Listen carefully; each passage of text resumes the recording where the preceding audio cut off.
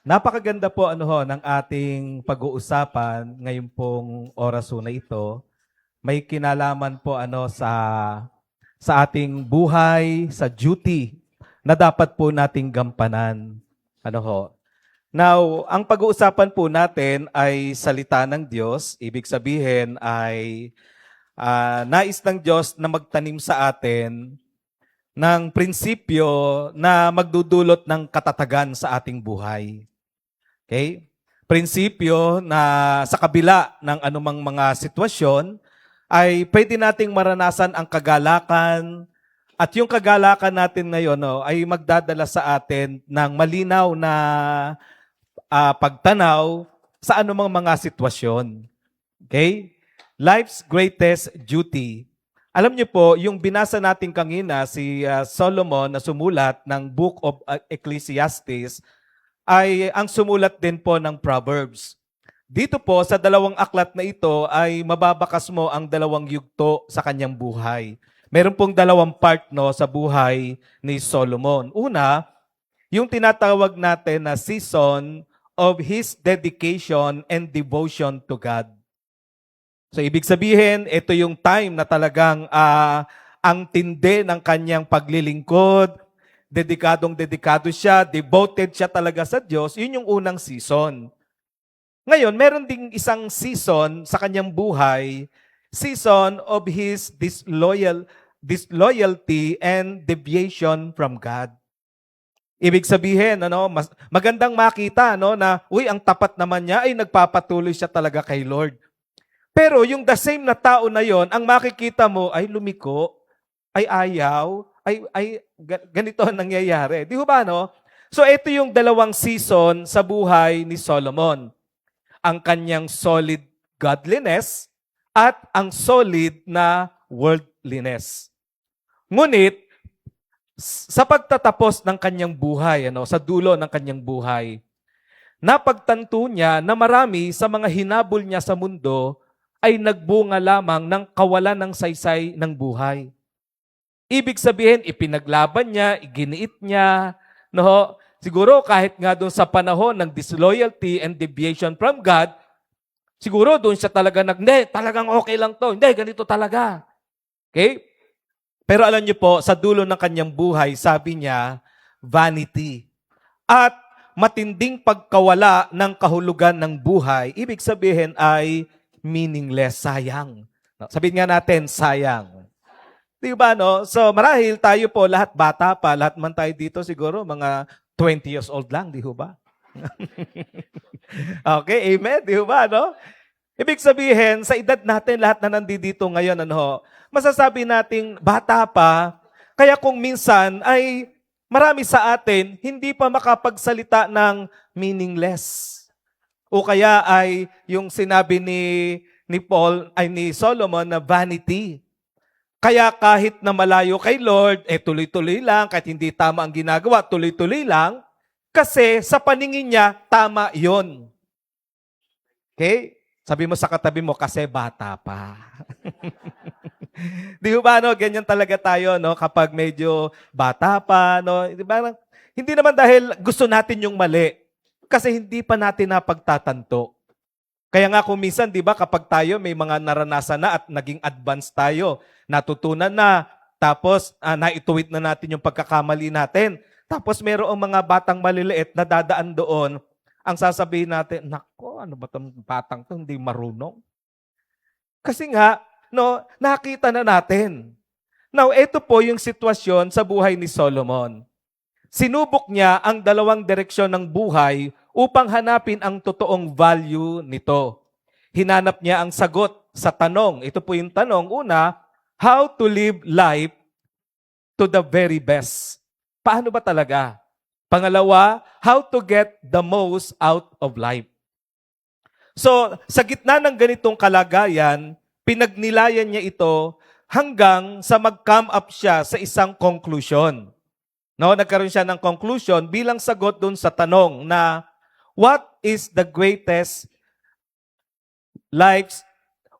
life's greatest duty? So ito po mga kapatid yung tanong na ito. Ngayon, Pwede po ba muli nating basahin yung conclusion ng verse na binasa po natin, no, ho, na lahat ng bagay na may kinalaman sa buhay, hindi lang po no, ni Solomon, hindi lang sa mga unang tagasunod ni Lord, kundi ng bawat nilalang na may hininga. Bawat taong nabubuhay sa mundo at kabilang tayo dito. Sabi mo sa katabi mo, kasama tayo dito. Ecclesiastes 12:13, sabay-sabay nating basahin. Let us hear the conclusion of the whole matter. Fear God and keep His commandments, for this is the whole duty of man. Napakaganda mga kapatid, subalit, maganda kung maayos ang lahat. Pero kung medyo may mabigat o hindi maintindihan ng sitwasyon, no, kumbaga parang hindi natin agad maunawaan. Ang mensahe natin ngayong araw ay upang ipaalam, kung hindi mo pa alam, ipaalala kung nakalimutan, na mayroon tayong tungkulin tungkol sa buhay magmula sa ating Diyos. At ang Diyos na ito ay nagsasabing anumang panahon ng buhay mo, okay, panahon man ng kabataan, young adulthood, o kaya kasama na dito yung retirement period, and even in your old age, ang Diyos, siya ay nagbabantay, naghihintay, at umaasa na nagampanan mo ang tungkuling ito ng buong puso, buong isip, at buong kalakasan, at buong kaluluwa. At ang ating duty ay hindi lang nakabatay sa atin pong mga hanap buhay. Tingnan po natin, hindi lang po sa hanap buhay, yung responsibilidad sa pamilya, yung tungkulin sa kinabibilangan na organisasyon o community. Hindi rin po ito nakabatay lamang sa ating mga tungkulin sa loob ng simbahan.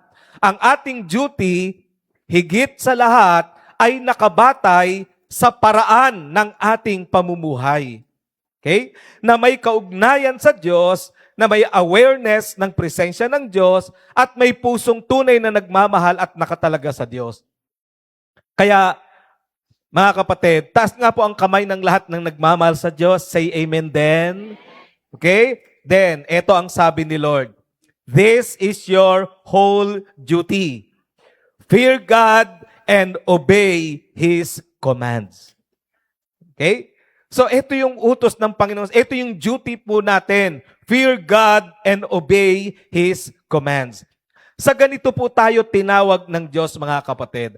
This is life's greatest duty. This must always be on top of all your earthly duties. And take note, mga kapatid, anuman ang kalagayan mo sa buhay. If you disregard this duty, kapag binaliwala, hindi pinansin ang duty na ito, you are heading to the wrong path that leads to meaningless of life and vanity from all you do. He who disregards his calling will never keep the straight path in the duties of his work. Ang ating highest calling ay mamuhay ng may malapit at intimate na relasyon sa Diyos. Anumang pagpili na mas mababa pa rito ay unti-unting pagpapahayag ng pagtataksil sa lumikha sa iyo, nagligtas sa iyo, at tumawag sa iyo. Kaya ang tanong, mga kapatid, how do we fulfill life's greatest duty? Paano ba natin talaga tutuparin sa nag-iisang buhay natin? Minsan lang po tayong mabubuhay. Diba? Lagi ko nga pong binabanggit, hindi naman siyam ang buhay po natin. Tingnan mo yung katabi mo, mukha bang siyam ang buhay niyan? Di ba? Parang hindi naman, So, yung nag-iisang buhay natin, mga kapatid, naniniwala po ako, yung mga pinapangarap nating maganda, mabuti, maayos, ay nakatago sa pagtupad natin ng ating duty. Na kapag kahit gustuhin natin ng isang napakagandang bagay, pero yung duty na dapat nating gawin na hindi natin ginawa, maaaring hindi natin yon maranasan. Kaya nga sabihin natin, duty. Okay? Now, action steps to fulfill life's greatest duty. Number 1, expect obedience. Expect na po natin, mga kapatid, ang obedience. there is always obedience to be expected if you want to fulfill the highest duty of life. Okay? Meron talagang obedience, no? Na i-expect natin. Hindi pwedeng meron tayong gustong gawin, pero ayaw nating sundin. Gusto nating lumusog, ayaw nating sumunod sa maayos na pagkain. Andyan pa ho kayo, mga kapatid. Okay? There is always obedience to be expected if you want to fulfill the highest duty of life.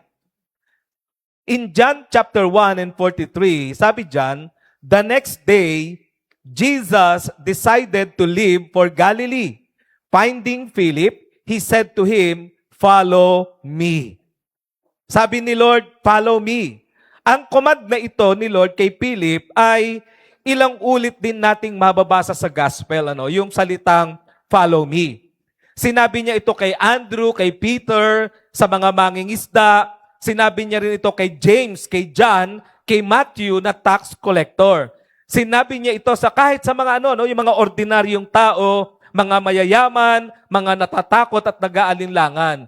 Sinabi niya itong muli maging sa mga nag-fail. Kahit doon sa mga yung nagkamali sa buhay, alam nyo, sinabi niya gaya ni Peter matapos na ma-restore. Madalas gamitin ni Lord yung salitang "follow me" kapag siya ay tumatawag ng mga magiging alagad o tagasunod. Okay? Question, paano tumugon ang mga taong sinabihan niya? Paano po? Okay? May mga nag-alinlangan, mayroong mga nag-atubili, may mga nag-dahilan, at may mga hindi kinaya ang tawag ng pagsunod. Gaya ng lalaking mayaman sa Matthew 19. Alam niyo po, when God expects obedience, He expects immediate obedience. Para kay Lord, ang tunay na pananampalataya ay laging pinatototohanan ng obedient action. Okay? Halimbawa, tingnan nyo to mga kapatid, yung traffic light. Ang traffic light ay indication ng instruction. Okay? Instruction po yan. O kaya ay utos. Bawat kulay ay merong sinasabi. Ang pag-comply dito ay may itinatakdang oras o timing. Halimbawa, ang pagtawid ay may itinakdang oras lamang. Importante sa pagtawid ang timing. Kapag ikaw ay nag-atubili, lumihes o na-distract, maaari itong magdulot sa iyo ng kapahamakan. Di ba, no? Di ba, no? Yung ba nag-aalinlangan ka, no? Maya-maya na, hindi, matagal pa yan. Nung nabuo ang yung puso at kaloob, tatawid na ako, biglang nag-red. Di ba? Kaya nasa gitna ka, di ba? So, parang ang hirap noon, mga kapatid. Ganito rin sa spiritual na buhay. Importante ang immediate obedience. Bagamat hindi madali ang mag-obey. Kasi minsan nakadepende yon kung nakangiti tayo. Ibig sabihin, kung may magandang pangyayari, kung medyo puno ang bulsa. Di ba, no? Hindi madali, mga kapatid eh. Pero, panalo tayo talaga kapag nag-obey. Okay? So, halimbawa, sa parable of the great banquet, sa Luke 14, ang mga unang inimbitahan upang dumalo ay nagbigay ng iba't ibang dahilan. Di ba, no? Tumawag ng banquet si Lord. Upang hindi makadalo, no? Sabi nila, no? May busy sa bagong property, ang iba ay busy sa negosyo, ang iba naman ay busy sa pamilya, at ang sabi ng host ng banquet, no, sa mga nag-refuse sa privilege ng invitation ay ganito.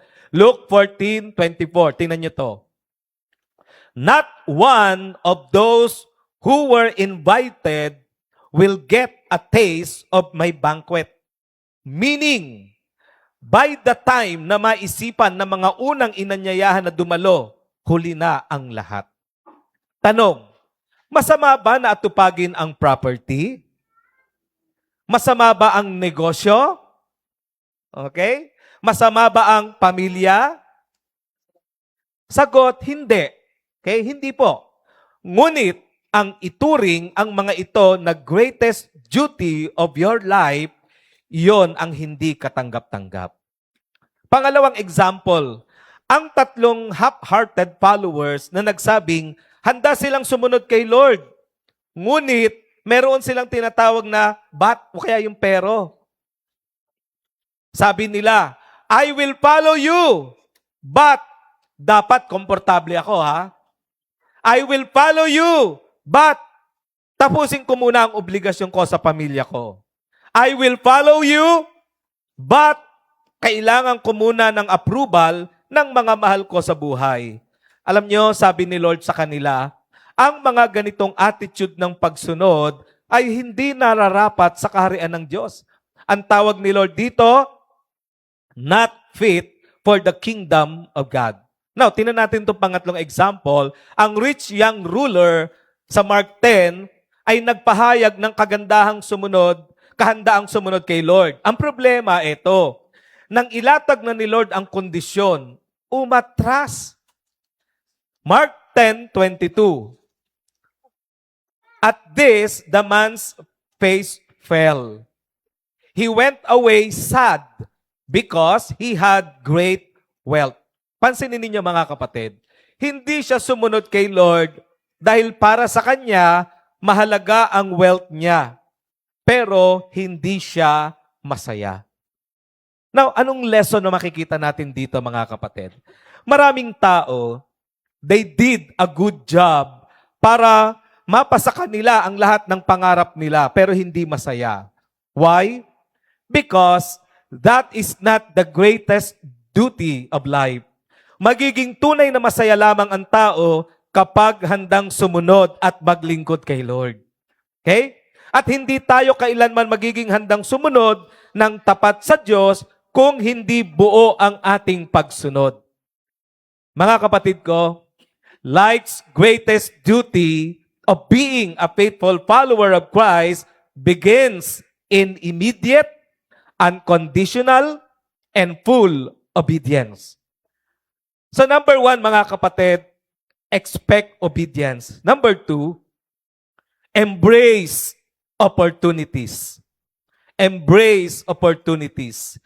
In fulfilling life's greatest duty, there are God-given opportunities that we need to embrace. Merong mga kailangan nating yakapin. Alam niyo po, sa Joshua chapter 3, inihahanda ng Panginoon ang Israel upang pumasok sa promised land. Ito yung time na nagre-ready sila matapos ng mahaba at puno ng matitinding karanasan ng paglalakbay sa Egypt.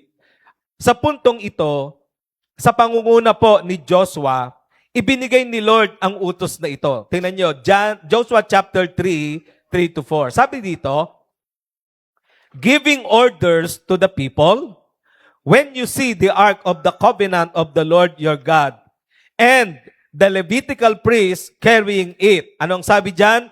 You are to move out from your positions and follow it. Then you will know which way to go, since you have never been this way before. Ang ark ay sumisimbolo, tingnan nyo, no, sa presensya at kaluwalhatian ng Diyos sa gitna ng kanyang bayan. Sinabihan ang mga tao na sumunod. Dahil sa point na ito, the Lord will do wonders among His people. Ang pagsikat ng araw kinabukasan ay magdadala ng isang araw na puno ng miracles at memories. Ayaw ng Diyos na may maiwan o may makaligtaan sa kanyang gagawin. Nagbigay ang Diyos ng pambihira, tingnan nyo, pambihira itong pagkakataon na ito sa kanila.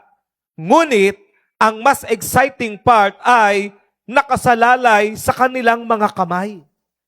May gagawin si Lord, ang ganda ng plano ng Lord, kaya lang yung ganda ay nakasalalay sa kamay nila.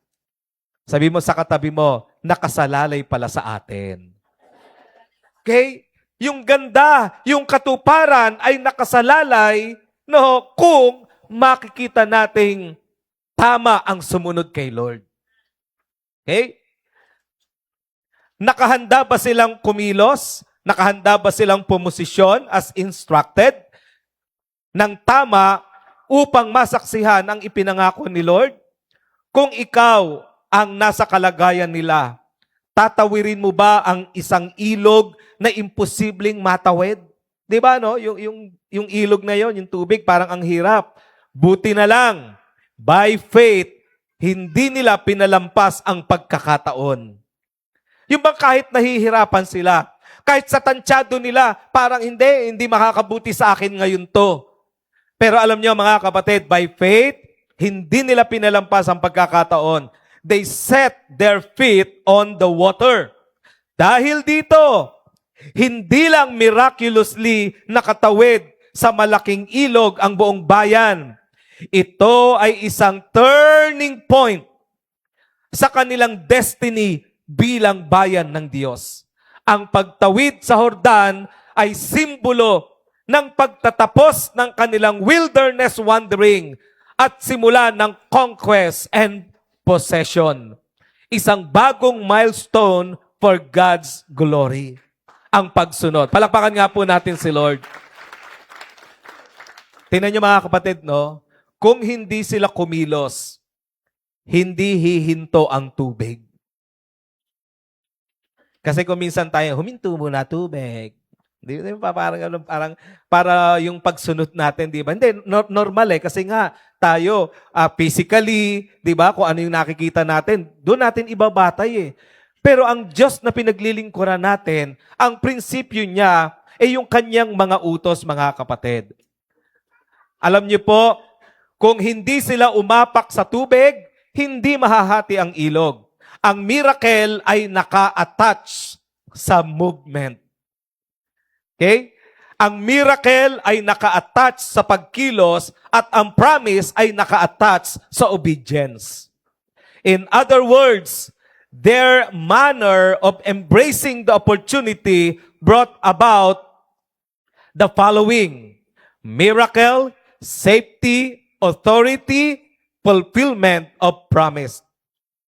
Illustration mga kapatid. Si Doktora Katrina Marie Hernandez, Filipina, ay ipinanganak siyang may arthrogryposis multiplex congenita. Isang kondisyon na nagdudulot ng limitadong paggalaw sa marami sa kanyang kasukasuan. At gumagamit siya ng wheelchair, no? Hirap kumilos. Alam niyo po, sa mata ng mundo, sa mata ng mga tao, mayroon siyang sapat na dahilan para isipin na ganito, no? Hindi para sa akin ang best life. Hindi para sa akin yan. O kaya'y hanggang dito na lang ako at may limitasyon kasi ako.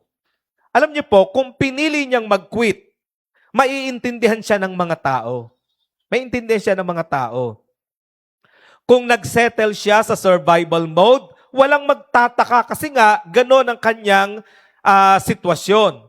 Kung sinabi niyang, okay na ito, ay wala ring magagalit sa kanya. Diba? Naku, hindi niya masisisi ang taong yan.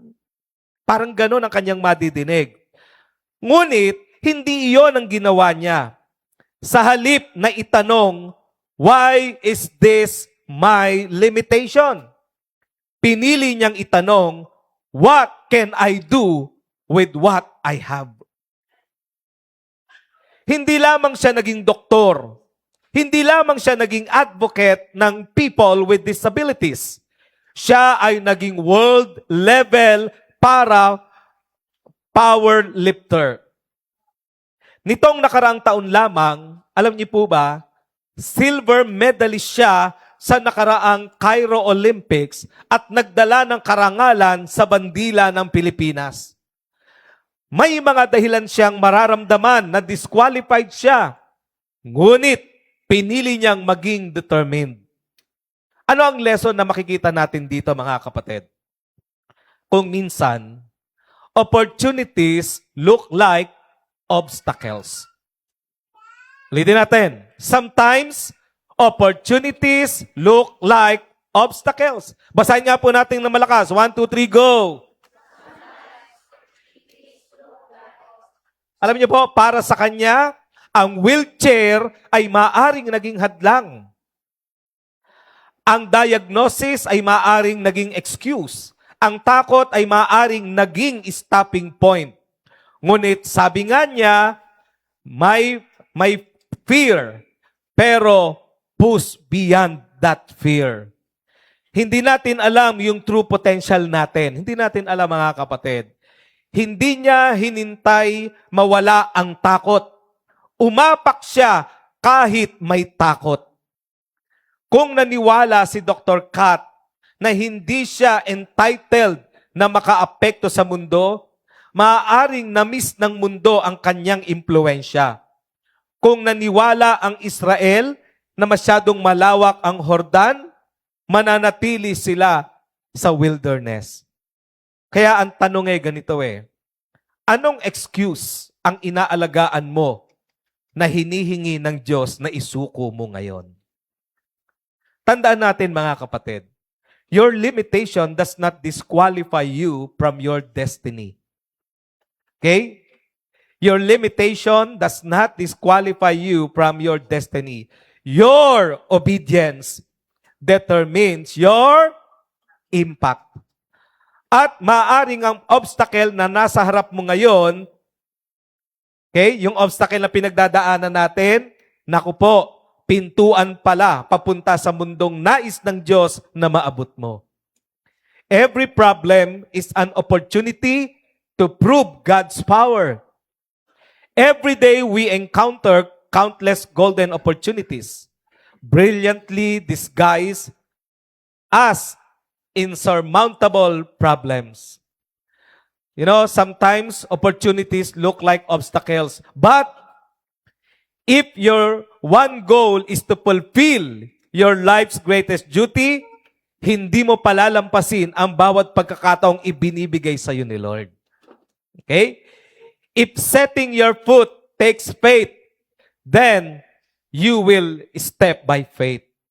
Kaya ang application, mga kapatid, nawala ng trabaho, embrace it. Opportunity yan for something better. Mag-lead ng life group, embrace it. Opportunity yan for growth.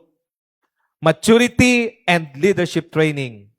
Meron kang mabigat na pagsubok na pinagdadaanan, sabihin mo sa katabi mo, embrace it. Okay? Bakit?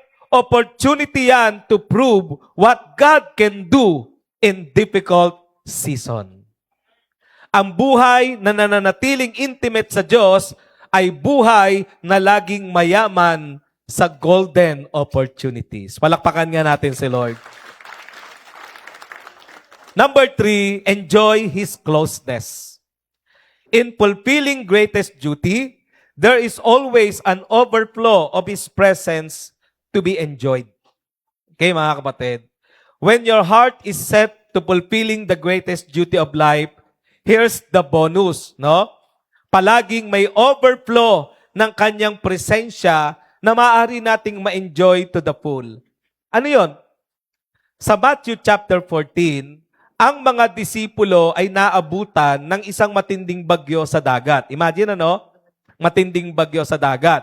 At doon, si Jesus ay lumakad sa ibabaw ng tubig patungo sa kanila. Nang marinig niya ang pagnanais ni Peter na makasama siya, sinabi niya kay Peter, "Come!" Okay? In-invite siya. One word of invitation from Jesus. Saan? Nung nasa kalagitnaan sila ng bagyo. Sobrang takot ang mga disciples at that time. Ngunit, hindi isang damakmak na encouragement ang kailangan nila. Sapat na ang presence ni Lord at ang isang simpleng paanyaya, "Come!" Kung tutuusin, wala silang dapat ikatakot dahil bagaman nasa kalagitnaan sila ng lawa at ng malakas na bagyo at matataas na alon ng tubig, higit sa lahat, nasa kalagitnaan sila ng pagsunod sa kalooban ng Diyos. Okay? Tila nasa maling lugar sila outwardly, no? Kumbaga kasi inutos tumawid sila. So sumunod sila kay Lord. Tapos, dumating ang bagyo. Siguro sabi nila, mali yata itong ginagawa ko.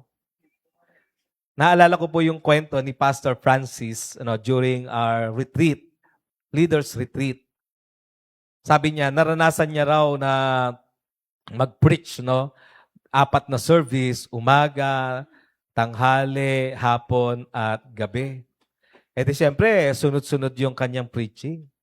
Matapos na yung kanyang preaching, di siyempre, pagod, naupo daw doon sa gilid. At nung nakaupo siya doon sa gilid, nakaganyan na lang siya. Tapos ang pumapasok sa isip niya, tama ba itong pinasok kong pagpapastor? Alam niya, tapos ang sabi niya, kapag talagang ang katawan napagod, kung bakit ang pagtitripan yung magandang kalooban ng Diyos. Tama ba itong ginagawa ko na ito? Di ba, sabi mo sa katabi mo, pagod ka kasi. O kaya naman, meron kasing nangyari, pero yung pangyayaring yan, may Diyos ka, at ang Diyos ay laging may magandang plano sa'yo, kaya hindi pangit yung nangyayari sa'yo kung yan ay pinayagan ng Diyos. At ikaw ay nagmamahal sa Panginoon. All things will work together for the good. Because you love God. Okay? Because you love God. The safest place in the universe is in the presence of Christ. Sa pagkakataong ito, si Pedro ang mas nagkaroon ng greater wonderful privilege of being closer with Jesus. Siya lang ang naka-experience na lumakad sa tubig. Kaya mga kapatid, kapag sumusobra na ang tindi at ang bigat o ang mga sakit na nararanasan natin, always remember mga kapatid, enjoy His closeness. When was the last time na hirap ka, hindi mo maintindihan ang nangyayari? Nag-post ka, lumapit ka lang sa presence ni Lord, umiyak ka ng umiyak. Hindi nagbago ang sitwasyon, pero gumaan ang lahat. Why? In Christ's presence, children feels comfortable. He told the little children, come to Him in Mark chapter 10, 13 to 16. Bakit? In His presence, the weary finds comfort. Matthew 11, 28 to 30, He told the crowd, come to me, all you who are weary and burdened. Bakit mga kapatid? Because in Christ's presence, the rejected found acceptance. He told Zacchaeus to come down from the tree because Jesus was staying at his house. In Christ's presence, the broken were made whole. In Mark chapter 5, 25 to 34, He called the socially isolated, ritually unclean, and financially drained woman and told her, daughter, your faith has made you well. Ano ang lesson nito mga kapatid?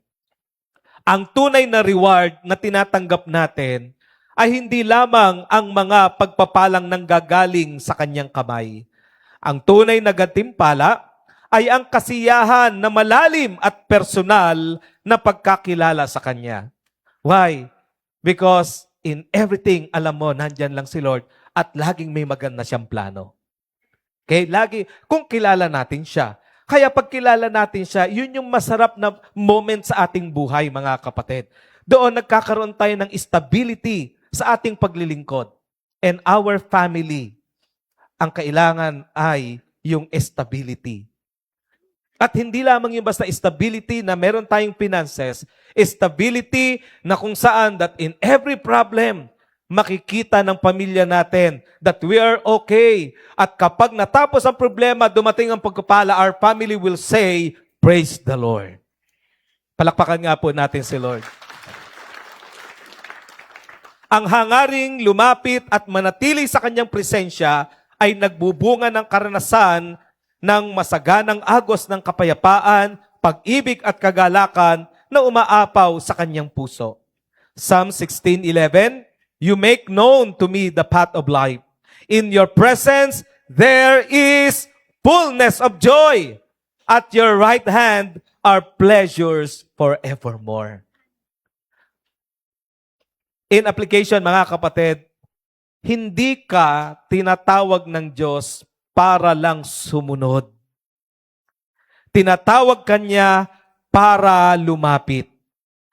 Ang pinakamalaking gantimpala ng obedience ay hindi ang miracle, hindi ang promotion, hindi ang answered prayer. Ang pinakamalaking gantimpala ay siya mismo. Peter did not walk on water because he was brave. He walked on water because he wanted to be near Jesus. At iyon ang sikreto ng buhay na may fullness of joy. Okay? Maaring nasa gitna ka ng bagyo ngayon. Maaring hindi kalmado ang paligid mo. Maaring hindi stable ang sitwasyon mo. Pero kung nasa presensya ka ni Lord, you are in the safest place in the universe. In fulfilling your life's greatest duty, you will enjoy His presence. When was the last time na umiyak ka kay Lord?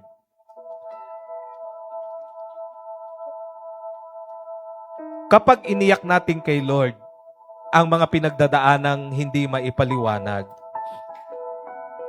doon tayo namomold ang karakter natin. Doon tayo bumabait, tumatama ang ating pagtanaw sa buhay.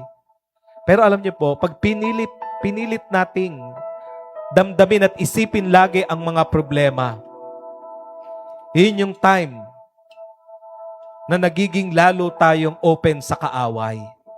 Kasi ang dami niyang i-offer. Sapalin mo. Magmura ka. Mamuhi ka minsan lang.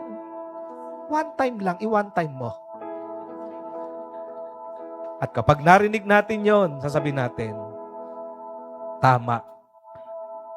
Isang kaltok lang, ano yan. Nung ginawa mo, lalong gumulo. Pero kapag matindi na, lahat tayo, dumaraan, matindi, gigil na, matindi na. Come to your senses. Then cry to God.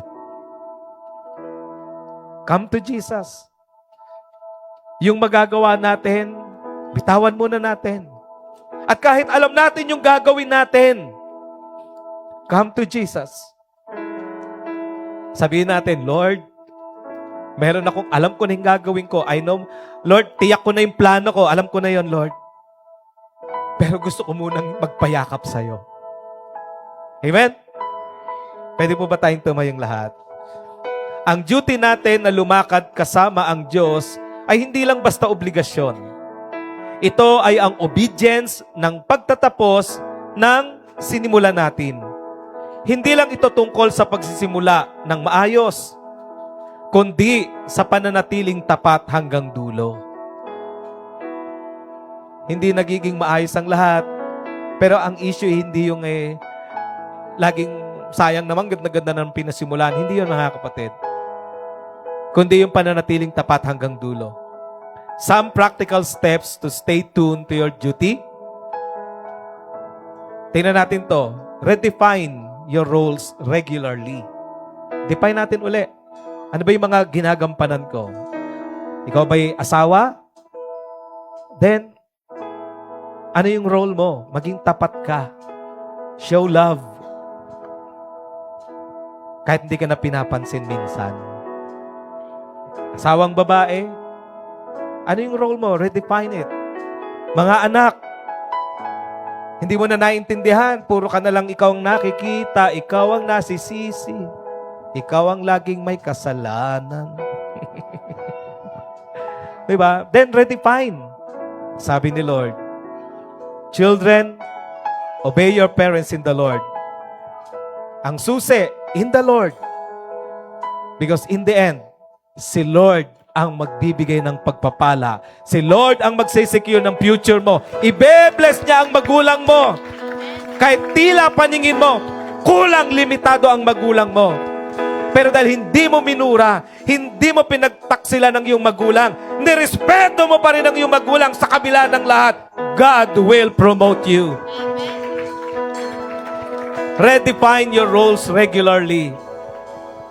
Refocus on high priority tasks. Baka mamaya yung mga ginagawa mo, hindi na talaga yan ang dapat na priority. Okay? Lumalabas na lang na masarap kasi sa dila, masarap sa pakiramdam, pero hindi naman pala yan ang pinaka-high priority task. Pangatlo, request heavenly wisdom. Humingi tayo ng talino kay Lord. Kung ito'y ipinagkaloob sa iba, ipagkakaloob din ni Lord sa iyo. Replenish your personal strength. Magpahinga. Magkape. Kasama ang iyong life group leader. Kasama ang iyong mga ka-life group. Replenish your personal strength, physical, emotional, and spiritual. Number 5, remember what's important.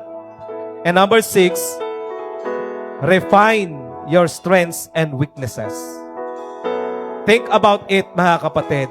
If Columbus had turned back, nobody would have blamed him.